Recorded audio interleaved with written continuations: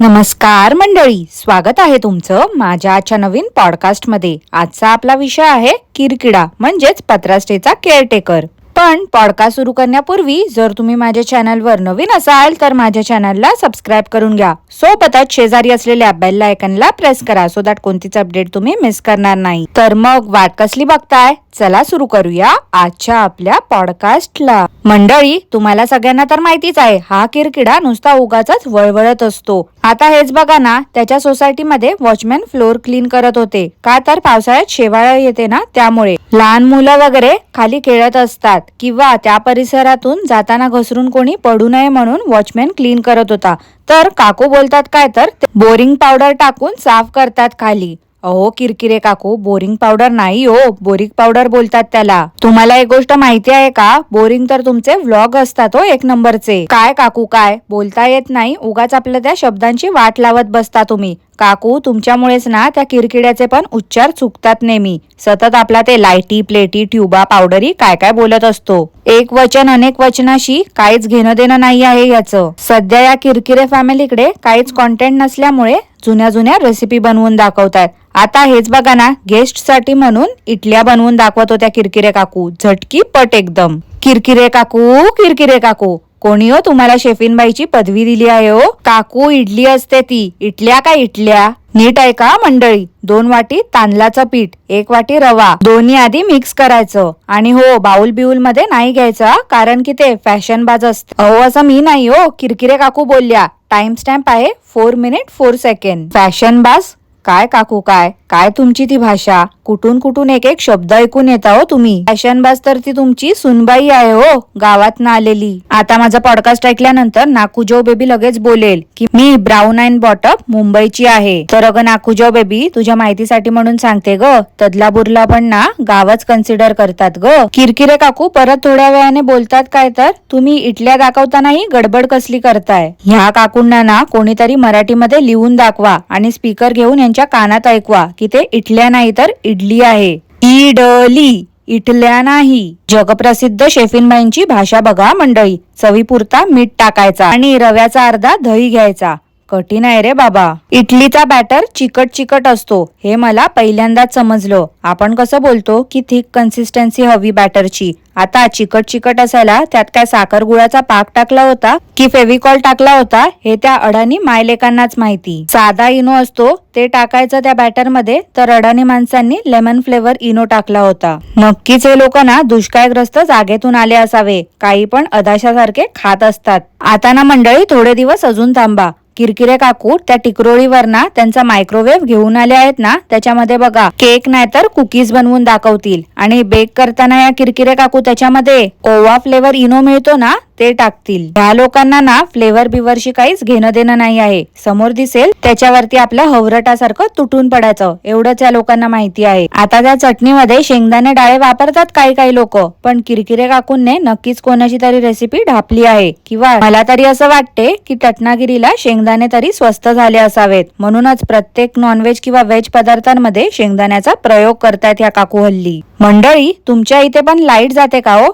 अहो जात असेल ना तर केअरटेकरने उपाय सांगितलाय। बॅटरी, मेणबत्ती आणि कंदील घेऊन बसा। कंदील काय असतं रे बाई माणसा? नको तिथे कशाला घालतोस रे? जरा ना गप बशील का रे तू? कोथिंबीरचं एक पान त्या इडलीच्या भांड्यात टाकलं आणि मग त्याच्यावरती काकूने बॅटर टाकलं। त्यावर किरकिडा बोलतो मस्त डिझाईन येईल आता। अरे इडलीवर डिझाईन यायला ती काय मेहंदी काढली होती का त्या काकूंने? मूर्खा, छान दिसेल किंवा गार्निशिंग केलेली इडली सर्व केली तर गेस्ट पण खुश होतील असं काहीतरी बोल ना। किरकिरे काकू बोलतात काजू बदाम आणायला मी विसरली, नाहीतर मी इडलीमध्ये काजू बदाम टाकणार होती।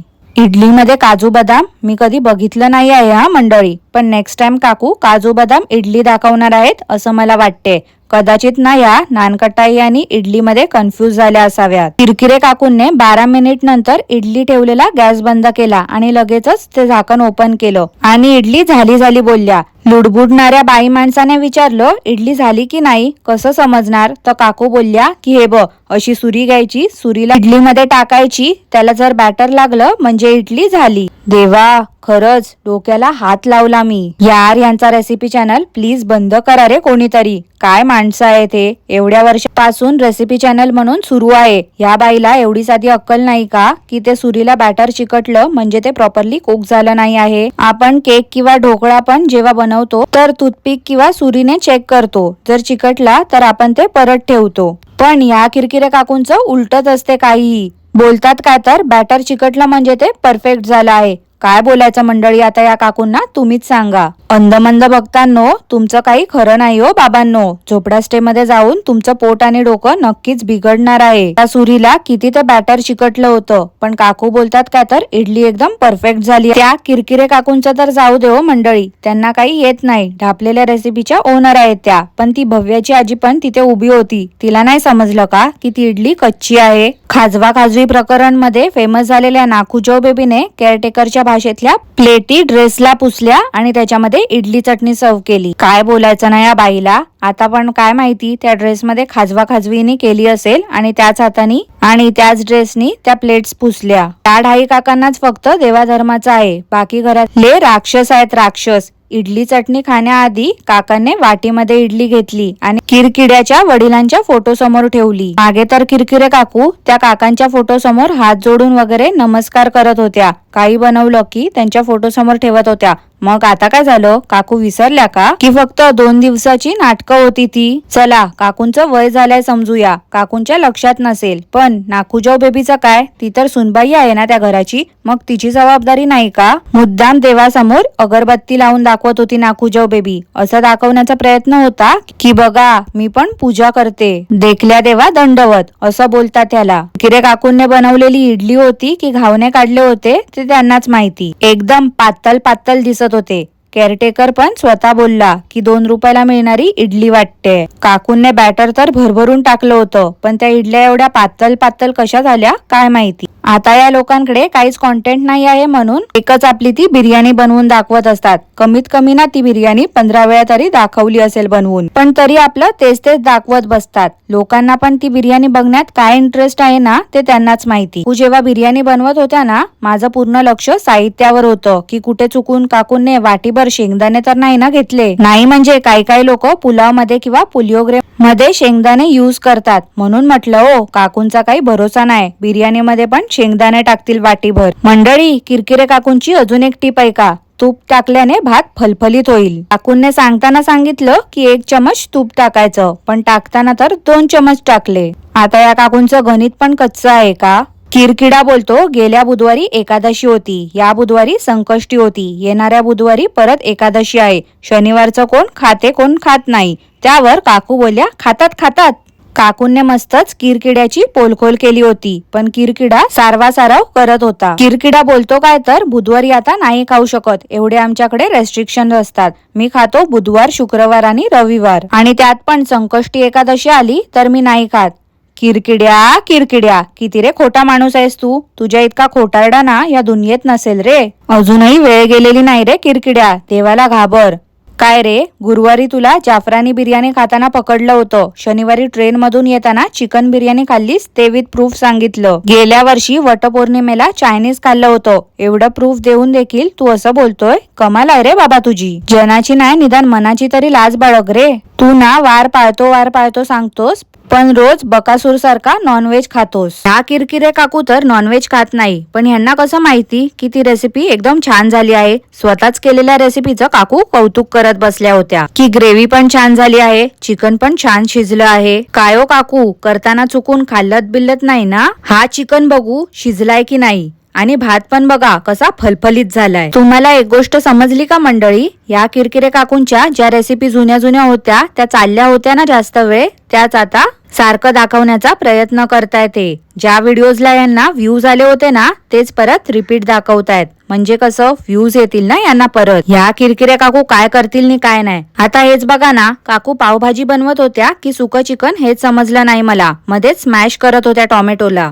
टेस्टी चिकन सुक्का काकूंने बनवलं होतं बरं का मंडळी. ही रेसिपी ना बिर्याणी बनवलं तेव्हा शूट केलेली होती, फक्त कपडे चेंज करून आले होते मायले. किरकिड्याने माझी स्टाईल कॉपी केली मंडळी त्या दिवशी. व्हिडिओच्या एंडला लाईक शेअर सबस्क्राईबचं इमेज लावलं होतं. वर लिहितो की Kirkire channel subscription is totally free. अरे हलकटा, सगळ्यांना तुझ्यासारखं समजतोस का रे तू? तुझं ना फुकटचं पण आम्हाला काही नको रे. मग त्यात सबस्क्रिप्शन जरी फुकट असला ना तरी ते नको आम्हाला. फ्रोझन कोलंबी कशी लागते टेस्टला हे किरकिड्याने काल दाखवलं. कच्ची कोलंबी घेऊन तोंडात टाकून दाखवत होता, डोळ्यावरती ठेवून दाखवत होता. काय वेडाबिडा आहे का हो हा मंडळी?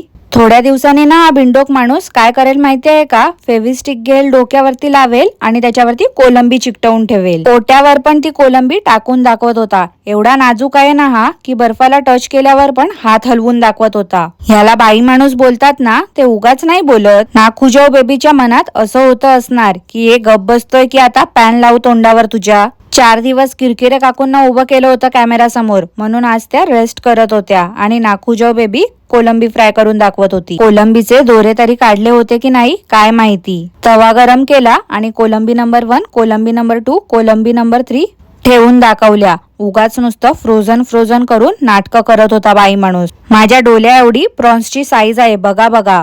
किरकिड्या किरकिड्या, काय दाखवशील नी काय नाही. त्या दिवशी त्या लाल परीची डिक्की दाखवत होतास की बघा बघा माझी डिक्की किती मोठी आहे ती. मंडळी, आता फिश फ्राय कोणाला येत नाही, सगळ्यांना येतं, तरी तेच तेच दाखवत बसतो आणि भक्त पण एकदम मूर्ख आहेत की हे सगळं बघत बसतात. आम्ही कोलंबीची शेपटी काढत नाही, अखंड ठेवतो.